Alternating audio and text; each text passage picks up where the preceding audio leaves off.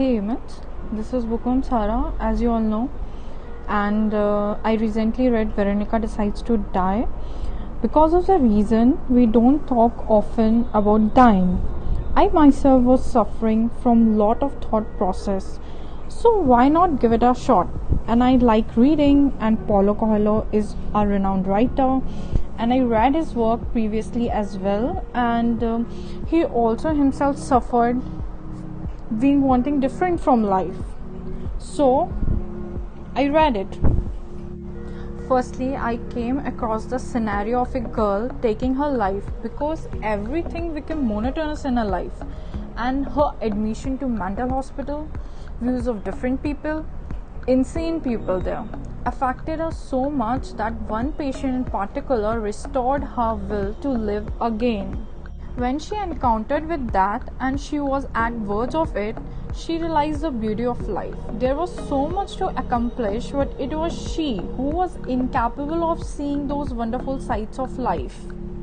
She had everything, loving parents, jobs, etc. She was just fed up with the life she was leading. She had no desire left of it, no passion in particular. But one single lie of a doctor visited mental hospital changed her entire life.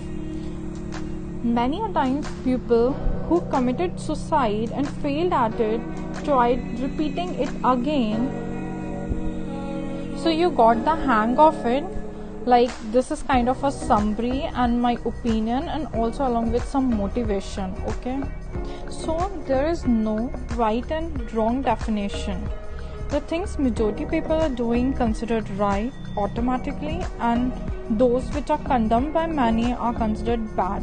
If somebody wants to become and follow a different career and a passion is labeled insane or crazy, basically everyone is crazy. But not many have courage to achieve what they really want. They camouflaged with others so they can't be judged and die bit by bit inside.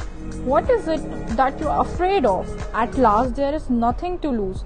We will all die and can't even take a single penny with ourselves. So do what you most feel like doing, which makes you lively, and some will bark at you, calling you insane or crazy.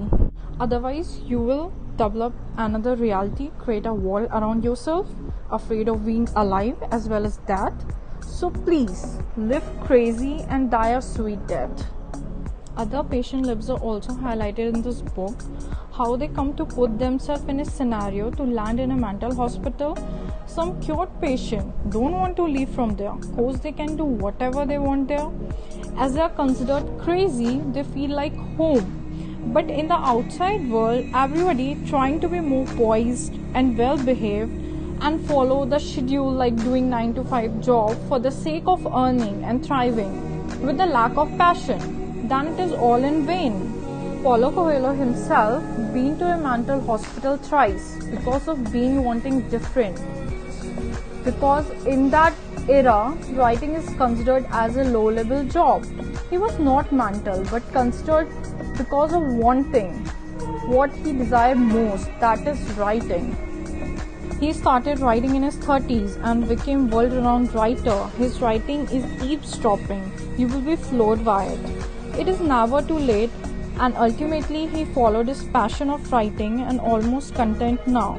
I know I talked about a lot of insight in one video, so please give it a read and let me know in the comment section what are your views about it, and let's talk about mental health illness.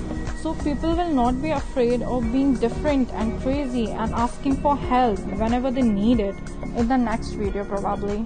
It's okay not to be okay, it's humane. Trying to be positive all the time make us more anxious if we can. Hashtag spoiler alert. Some quotes from Veronica Decides to Die. Veronica noted that a lot of people she knew would talk about horrors in other people's lives as if they were genuinely trying to help them. But the truth was that they took pleasure in the suffering of others because that made them believe they were happy and that life had been generous with them. Another quote, anyone who lives in our own world is crazy. I mean people who are different from others like Einstein, Columbus, Beatles, almost everyone accepted what life naturally imposed on them. In teenage, that was too early, and in adulthood, too late to choose your vocation. That's what people think of.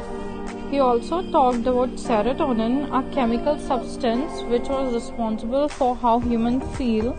Lack of it caused a variety of problems, including from anxiety to permanent gloom, or would also lead to suicide. Any kind of trauma is disastrous. Some of my favorite quotes, my favorite one is, insanity is the inability to communicate your ideas.